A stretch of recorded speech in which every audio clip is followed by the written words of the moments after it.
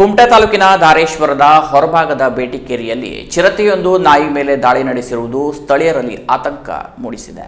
ಕುಮಟಾ ತಾಲೂಕಿನ ದೇವಗಿರಿ ಗ್ರಾಮ ಪಂಚಾಯತ್ ವ್ಯಾಪ್ತಿಯ ಹೊರಭಾಗದ ಬೇಟೆಕೇರಿ ಭಾಗದಲ್ಲಿ ಚಿರತೆಯ ಚಲನವಲನ ಕೆಲ ತಿಂಗಳುಗಳಿಂದ ಕಂಡುಬಂದಿದೆ. ದನಕರುಗಳು, ನಾಯಿ, ಬೆಕ್ಕುಗಳು ನಾಪತ್ತೆಯಾಗುತ್ತಿರುವ ಬಗ್ಗೆಯೂ ಗ್ರಾಮಸ್ಥರಲ್ಲಿ ಚರ್ಚೆಯಾಗುತ್ತಲೇ ಇದೆ.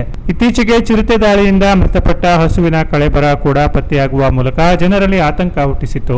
ಈಗ ಮತ್ತೆ ಸ್ಥಳೀಯರಾದ ಕೃಷ್ಣ ನಾಗಪ್ಪ ಪಟಗಾರ್ ಅವರ ಮನೆಯ ಸಾಕು ನಾಯಿಯನ್ನೇ ಎಳೆದುಕೊಂಡು ಹೋದ ಚಿರತೆಯು ನಾಯಿಯ ಶರೀರ ಭಾಗವನ್ನ ಅರ್ಧ ತಿಂದು ಉಳಿದ ಕಳೇಬರಹವನ್ನ ಅಲ್ಲಿಯೇ ಬಿಸಾಡಿ ಹೋಗಿದೆ.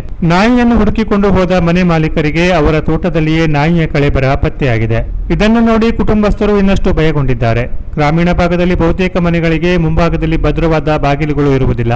ಹಾಗಾಗಿ ರಾತ್ರಿ ಸಮಯದಲ್ಲಿ ಚಿರತೆಯ ಆಹಾರ ಹುಡುಕಿಕೊಂಡು ಮನೆಯತ್ತ ಬರಲು ಶುರು ಮಾಡಿರುವುದು ಸ್ಥಳೀಯರಲ್ಲಿ ಇನ್ನಷ್ಟು ಆತಂಕ ಹೆಚ್ಚಾಗುವಂತೆ ಮಾಡಿದೆ. ಕಳೆದ 2 ತಿಂಗಳಿಂದ ಹೊರಭಾಗ, ಕಡೆಕೋಡಿ, ಹರನೀರು ಇತರೆ ಭಾಗಗಳಲ್ಲೂ ಚಿರತೆಯ ದಾಳಿ ಮುಂದುವರೆದಿದ್ದು, ಈ ಬಗ್ಗೆ ಅರಣ್ಯ ಇಲಾಖೆ ಅಧಿಕಾರಿಗಳ ಗಮನಕ್ಕೆ ತರಲಾಗಿದ್ದು, ಚಿರತೆ ಹಿಡಿಯಲು ಹೊರಭಾಗದಲ್ಲಿ ಬೋನಿಟ್ಟು ಕಾರ್ಯಾಚರಣೆ ನಡೆಸಿದ್ದರೂ ಚಿರತೆ ಸೆರೆಯಾಗಿಲ್ಲ. ಈ ಚಾಲಾಕಿ ಚಿರತೆ ಮತ್ತೆ ಆ ಭಾಗದಲ್ಲಿ ಕಾಣಿಸಿಕೊಂಡಿದ್ದರಿಂದ ಸ್ಥಳೀಯರು ಭಯಭೀತರಾಗಿದ್ದಾರೆ. ಹಾಗಾಗಿ ಅರಣ್ಯ ಇಲಾಖೆ ಈ ಪ್ರಕರಣವನ್ನ ಗಂಭೀರವಾಗಿ ಪರಿಗಣಿಸಿ ಚಿರತೆಯನ್ನ ಸೆರೆ ಹಿಡಿಯುವ ಕಾರ್ಯಾಚರಣೆಯನ್ನ ತೀವ್ರಗೊಳಿಸಬೇಕೆಂದು ದೇವಗಿರಿ ಗ್ರಾಮ ಪಂಚಾಯತ್ ಅಧ್ಯಕ್ಷೆ ವೀಣಾ ದುರ್ಗೇಕರ್, ಉಪಾಧ್ಯಕ್ಷ ಎಸ್.ಟಿ. ನಾಯ್ಕ್, ಸದಸ್ಯರಾದ ಪಾಂಡು ಪಟಗಾರ್, ದೇವೇಂದ್ರ ಶೇರುಗಾರ್, ಮಾಜಿ ಸದಸ್ಯ ಸುರೇಶ್ ಹರಿಕಂತ್ರ ಮತ್ತು ಗ್ರಾಮಸ್ಥರು ಆಗ್ರಹಿಸಿದ್ದಾರೆ. Canara plus news, Kumta.